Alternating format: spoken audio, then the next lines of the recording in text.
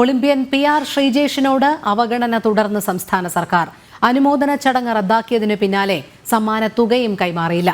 2 കോടി രൂപയാണ് ശ്രീജേഷിന് സമ്മാനമായി പ്രഖ്യാപിച്ചത്. ചെസ് ഒളിമ്പ്യാഡ് ജേതാക്കൾക്ക് മടങ്ങിയെത്തിയ ദിവസം തന്നെ തമിഴ്നാട് പാരിതോഷികം കൈമാറിയ സാഹചര്യത്തിലാണ് ശ്രീജേഷിനോടുള്ള അവഗണന ചർച്ചയാകുന്നത്. പാരീസ് ഒളിമ്പിക്സിൽ വെങ്കല മെഡൽ നേടിയതിന് പിന്നാലെ ശ്രീജേഷിന് പാരിതോഷികമായി 2 കോടി രൂപയാണ് സംസ്ഥാന സർക്കാർ പ്രഖ്യാപിച്ചത്. ഒപ്പം ഓഗസ്റ്റ് 26-ന് തിരുവനന്തപുരത്ത് അനുമോദന ചടങ്ങും സംഘടിപ്പിക്കപ്പെട്ടിരുന്നു. ചടങ്ങിൽ പങ്കെടുക്കാൻ കുടുംബസമേതം ശ്രീജേഷ് തിരുവനന്തപുരത്ത് എത്തുകയും ചെയ്തു. അതിനുശേഷമാണ് ചടങ്ങ് മാറ്റിവെച്ചതായി സർക്കാരിൽ നിന്നും അറിയിപ്പ് ലഭിച്ചത്. ഉടൻ അനുമോദന ചടങ്ങ് നടത്തുമെന്നും സർക്കാർ ശ്രീജേഷിനെ അറിയിച്ചിരുന്നു.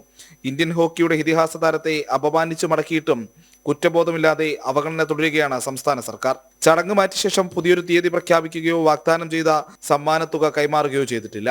ഫലത്തിൽ 2 ഒളിമ്പിക്സ് മെഡലുകൾ സ്വന്തമാക്കിയ ഒരേയൊരു മലയാളിക്ക് സ്വന്തം നാട്ടിലെ ഭരണകർത്താക്കൾ നൽകിയത് അപമാനം മാത്രം. സ്വീകരണ ചടങ്ങൊരുക്കേണ്ടത് കായിക വകുപ്പാണോ വിദ്യാഭ്യാസ വകുപ്പാണോ എന്ന തർക്കത്തെ തുടർന്നാണ് പരിപാടി മാറ്റിവെച്ചത്. മന്ത്രിമാരായ V ശിവൻകുട്ടിയും V അബ്ദുറഹ്മാനും സ്വന്തം നിലപാടുകളിൽ ഉറച്ചു നിന്നതോടെ അനുമോദന ചടങ്ങ് മാറ്റിവെക്കാൻ മുഖ്യമന്ത്രി നിർദ്ദേശം നൽകുകയായിരുന്നു.